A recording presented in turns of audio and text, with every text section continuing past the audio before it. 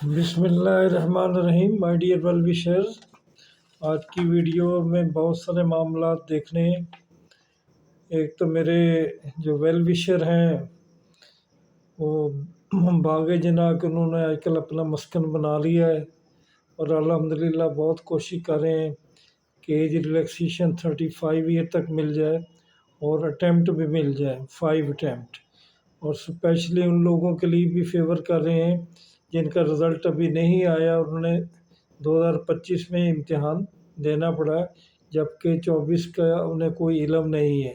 اب ان میں کچھ لوگوں کے چانسز ہیں، لیکن ایج ختم ہو چکی ہے یا ہو رہی ہے، یا 1 سال تھا یا 2 سال تھے ان کے پاس، لیکن انہیں موقع نہیں دیا گیا کہ اس کے رزلٹ کا وہ دیکھ کے پھر اس سلسلے کو آگے لے کر چلیں۔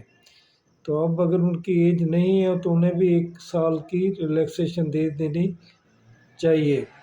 اسی طرح اوور آل 35، اس کی وجہ بھی یہی بتائی جاتی ہے کہ ہمارا جو سسٹم ہے اس میں بہت وقت اور محنت لگتی ہے کہ انسان جو ہے وہ اپنے آپ کو کمپٹیشن کے لیے تیار کر سکے۔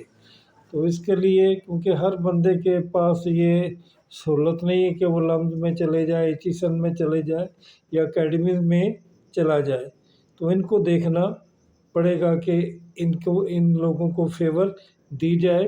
اور اسی طرح یو نو ویل کہ کے پی میں 35 ایج پی ایم ایس کو مل چکی ہے، تو اسی طرح پنجاب میں بھی اور باقی صوبوں میں بھی یہ ایج سیم ہونی چاہیے، اور سی ایس ایس کو بھی اس کے مطابق لے کے چلنا چاہیے۔ تو میرے بہت سارے ویل وشر، میرا چونکہ نبیل صاحب سے رابطہ ہے، یا پھر مجھے I am thankful to him کہ انہوں نے گروپ میں مجھے ایڈ کیا، اور پتہ چلا کہ دانش صاحب، الیاس صاحب اور بہت سارے دوست بہت محنت کر رہے ہیں۔ تو میں بھی آپ کی فیور کرتا ہوں، اور میں یہ ریکویسٹ کروں گا تمام اپنے ویل وشر سے کہ وہ بھی لاہور میں ان کے ساتھ ہاتھ جوائن کریں۔ وہ بڑا سافٹ سا پروٹیسٹ ہے، وہ واک کریں گے، یا انہوں نے کچھ پمفلٹ وغیرہ چھپوائے ہیں وہ تقسیم کریں گے تاکہ ان کی بات آگے چلے۔ تو اب یہ آ گیا کہ اب یہ سسٹم کیا ہے۔ سسٹم آپ کو پتہ چل چکا ہے کہ اب پہلے تو یہ ہوتا تھا کہ آپ کے رزلٹ کے بعد آپ کی ایلوکیشن ہوتی تھی، اب ایلوکیشن پہلے کر دی گئی ہے اور رزلٹ بعد میں آئے گا، یا رزلٹ اسی کے مطابق آئے گا۔ تو 3 کلسٹر بنا دیے گئے ہیں، تو ان 3 کلسٹر میں کچھ سبجیکٹ اسپیسیفائڈ کر دیے گئے ہیں جن کے بارے میں آپ کو مجھ سے زیادہ علم ہے، کہ جیسے اگر فرسٹ 4 گروپ میں پولیس ہے، ایڈمنسٹریشن ہے، فورن آفس ہے، آفس مینجمنٹ وغیرہ ہے، تو ان میں اکنامکس، پولیٹیکل سائنس، کرiminology اور آئی آر انٹرنیشنل لا کا ہونا ضروری ہے۔ اسی طرح سیکنڈ میں inland revenue, Pakistan custom, commerce and trade and audit account, ان کے لیے بھی اکنامکس کا ہونا ضروری ہے، کارپوریٹ لا کا ہونا، بزنس ایڈمنسٹریشن کا اور اکاؤنٹنگ اینڈ آڈٹ کا ہونا ضروری ہے۔ تو یہ گڈ لک ہے اکاؤنٹنٹ والوں کو، اور اپنا ایم بی اے والوں کو، اور اکنامکس والوں کو ان کو خاصی موقع دیے جا رہے ہیں، سی اے والوں کو بھی۔ تو بہرحال اب آگے دیکھیں، تیسرا جو ہے اس میں پاکستان پوسٹل سروس وغیرہ ہے، ریلوے ہے، ملٹری، لینڈ اینڈ کنٹونمنٹ ہے، انفارمیشن ہے۔ تو ان میں پبلک ایڈمنسٹریشن اور town planning and urban development, journalism, mass communication, sociology, تو یہ ان میں سے لینے ضروری ہیں اگر آپ ان میں سے کچھ یہ گروپ جوائن کرنا چاہتے ہیں۔ اس کے مطابق گروپ کے مطابق سبجیکٹ ہیں۔ کمپلسری مارکس جو ہیں وہ 6 سے 300 کر دیے گئے ہیں، جن میں ایسیز کو 100 نمبر کا ہی رکھا گیا ہے، جبکہ پریسی اور کمپوزیشن ایسیز کو 50 میں آ گیا ہے، اسلامیات اور کمپیریٹیو ریلیجن بھی 50 میں آ گئے، اور 100 نمبر کا اضافہ ایڈمنسٹریشن اور گڈ گورننس کے طرز پہ آ گیا۔ تو اب پرابلم میرے انجینئرز کو ہے، میرے ڈاکٹرز کو ہے، کیونکہ ان کے لیے فزکس، کیمسٹری، بایولوجی، میتھ وغیرہ में रखने में आसानी थी और वो अच्छे नंबर लेके अच्छी पोजीशन पे आ जाते थे। तो बहरहाल अब इसमें उनकी जो डिग्रीज़ हैं, अब डिग्रीज़ को तो कुछ नहीं या डिस्करेज इनडायरेक्टली किया गया है। अगर ये मेरे वेल विशर कंपलसरी सब्जेक्ट तो ऑलमोस्ट वही हैं कि एडमिनिस्ट्रेशन का उन्हें पढ़ना पड़ेगा, तो बाकी सब्जेक्ट अगर अच्छी तरह से तैयार कर लेंगे तो उनकी बेहतरी उसमें आ जाएगी। इसके अलावा हम देखते हैं कि प्रॉब्लम तो ये है कि जिन लोगों का आखिरी चांस है और वो 2 चांसेस में दे चुके हैं सेम सब्जेक्ट के साथ, अब वो क्या करेंगे?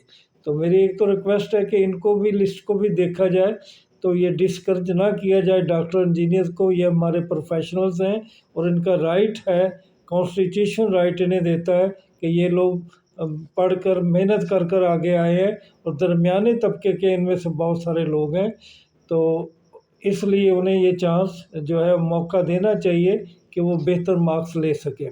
और दूसरा जो मेन इशू आप देखेंगे तो इसकी कहानी कुछ और नज़र आ रही है। अब ये सब प्रॉब्लम क्यों हो रही है? क्योंकि पाकिस्तान में बदकिस्मती से लॉ नहीं है, पाकिस्तान में कोई कानून नहीं है और जॉब की सिक्योरिटी नहीं है, अनएम्प्लॉयमेंट बहुत ज़्यादा है। तो इस वजह से अगर बदकिस्मती से मैंने खुद इंटरव्यू लिए हुए हैं कि दर्जा चहारम की पोस्ट के लिए जो है वो एमफिल लोग वगैरह आते रहे, और जब मैं टीचिंग के इंटरव्यू मैंने लिए तो उसमें देखा कि प्राइमरी स्कूलों में मेरे जो अपने शागिर्द थे जो कि इंजीनियर थे वो जॉब करते रहे। तो आप डॉक्टर्स को इतनी जॉब दें कि वो इज्जत से ज़िंदगी गुजारें, तो उन्हें क्या ज़रूरत है कि वो इसमें आए? इंजीनियर को इतनी अच्छी जॉब दें, प्राइवेट सर्विसेज में इंजीनियर भी रुल रहे हैं, और अगर किसी डॉक्टर की प्राइवेट प्रैक्टिस नहीं चलती तो वो भी बेचारा बहुत तकलीफ़ में है। तो दूसरी तरफ भी देखना चाहिए। फिर ये पावर फ्रस्ट्रेटेड सोसाइटी बन चुकी है, वडेरे नवाब और एमएनए एमपीए अपनी पावर चला के जो है वो हर काम कर सकते हैं, लेकिन एक एमबीबीएस डॉक्टर और आपका एक इंजीनियर जो है वो एक पटवारी के आगे बेबस हो जाता है। तो ये लोग फिर ये उनकी ज़ाहिर ख्वाहिश होती है कि इतने पढ़े लिखे लोग हैं और हम इस माशरे में से कहीं अच्छा मकाम बनाएं, तो वो अच्छे मकाम के लिए वो फ़ाइट करते हैं, लड़ते हैं और आगे बढ़ते हैं, तो उनको ये मौका मिलना चाहिए। तो माय डियर वेल विशर, दूसरा अगर आप देखते हैं कि जो हमारी डिग्रीज हमें यूनिवर्सिटी दे रही हैं वो ज़्यादा थ्योरेटिकल है, उसमें ना क्रिटिकल थिंकिंग है ना उसमें एनालिटिकल स्किल है, तो ये सिर्फ टेस्ट ऑफ मेमोरीज़ का है। तो ये जो इस किस्म की एजुकेशन लेके डिग्रीज आएंगी तो फिर आगे चाहे जिस प्रोफेशन में भी जाएं तो वो परफॉर्म कैसे करेंगे? तो हायर एजुकेशन को भी बेहतर करना चाहिए, माशरे के जो हालात है वहाँ इंसाफ होना चाहिए। अब आप देखते हैं कि हमारे मुल्क में वो ऐसे लोग हुकूमत कर रहे हैं, ऐसे इदारों के चेयरमैन हैं या ऐसे इदारों में बहुत सा बड़े इदारों में जिनका इनसे कोई तल्लक नहीं है एजुकेशन से, वो उनके चेयरमैन बने हुए हैं, या उन पे जो वो आप कहेंगे कि अपनी पूरी ताकत के साथ है, हालांकि एजुकेशन उनकी जो है एफए एफएससी से ज़्यादा नहीं है। अगर इंसाफ करना तो सारा इंसाफ करें, इस तरह ये ना करें कि हमारे इंजीनियर डॉक्टर को, हमारे प्रोफेशनल को हम अपने उनको जलील करना शुरू कर दें। तो माय डियर वेल विशर, आप लोग एज रिलैक्सेशन के लिए भी लड़ें, बागे जनाब में फ़ाइट करें, आगे बढ़ें, और इसी तरह जो ये कानून साजी हो रही है, अभी ये कोई मुकम्मल नहीं हुआ प्रोसेस, अभी कमेटी की आखिरी मीटिंग होनी है, फिर कबीना में, फिर पार्लियामेंट में केस जाएगा। तो जब तक ये कोई सूरत हाल नज़र आती है तो आप अपने आप को संभलने का मौका है, तो आप हाई अप से रिक्वेस्ट करें और अपना राइट हासिल करने के लिए कोशिश करें। तो ये तो हो गई थी मेरे सीएसएस और पीएमएस और दोस्तों के मामलात। इसी तरह अब जो कुछ दूसरे दोस्त हैं कि तहसीलदार का रिज़ल्ट इंशाल्लाह अब इस हफ्ते लाजमी आ जाएगा, और पीएमएस की ऐड के बारे में बहुत पूछते हैं, तो इंशाल्लाह पीएमएस की ऐड इस साल आनी है और आपको आगे बढ़ने का मौका मिलना है, आप उससे परेशान ना हो। फेडरल गवर्नमेंट का आज का पेपर हो गया EST का, तो मेरे ख्याल में जिन लोगों ने 70 से अबव मार्क्स लेने हैं, ये मेरिट यहाँ बनेगा और यहाँ आकर ये लोग जॉब हासिल करेंगे।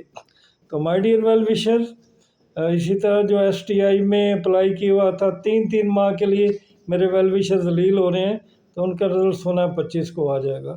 तो आखिर में माय डियर वेल विशर यही कहना है कि एतमाद पैदा करें, एतमाद के रिश्ते को लेके चलें।